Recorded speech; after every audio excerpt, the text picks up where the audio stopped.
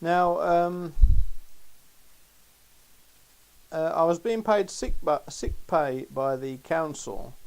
I think it was, after however many months it was, it went down to half pay, but it was still quite generous. That we then had a socialist government, and they looked after public employees. Mind you, they probably still do. Probably the same treatment would be given to council workers who went off sick or who go off sick. But anyway, so I was on half pay. I was receiving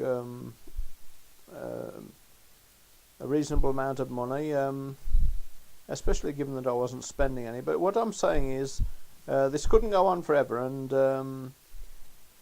the powers that be at the council wanted me to return to work, and the two of them came to see me in the summer of 1981, and I went back to work. I think it must have been in the September, but because I couldn't think, I couldn't do the work. I was much troubled by restless legs.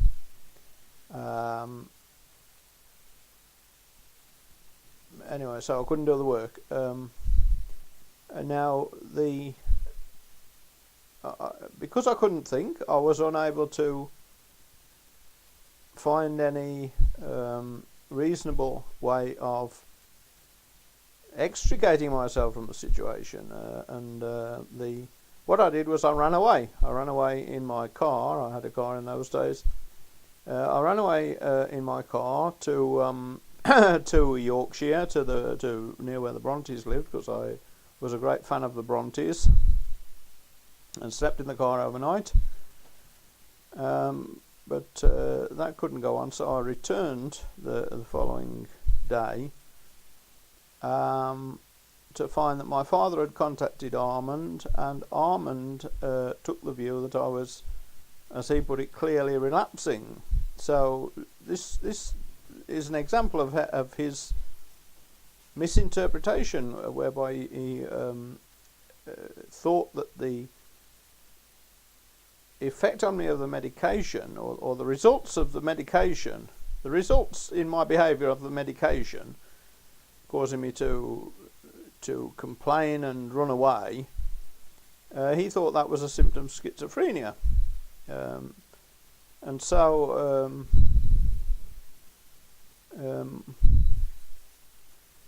anyway, I haven't got it quite in order, because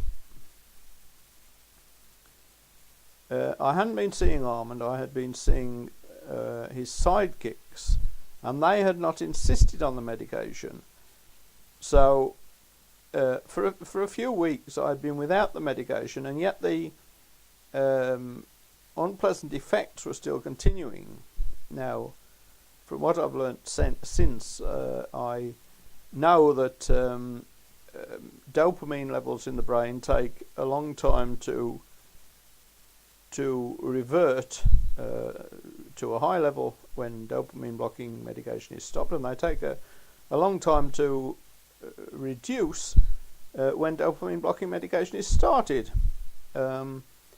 So I suppose this is something that's puzzled me over when I've thought about it, but the month or two I was without medication, the dopamine levels in my brain must have still been very low, and I was still not spending any money, still entirely blank in my thinking, and not able to do the work, as I say.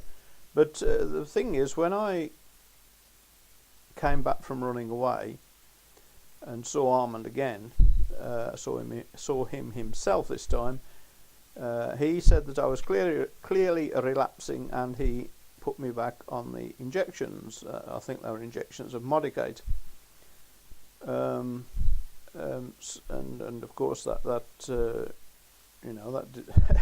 that didn't do what he envisaged it would do. It didn't make things better; it made them worse.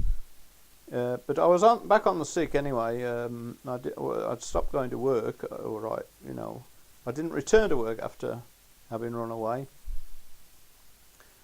But I'm trying to bring the story up to 1982, and I'll cut it fairly short now.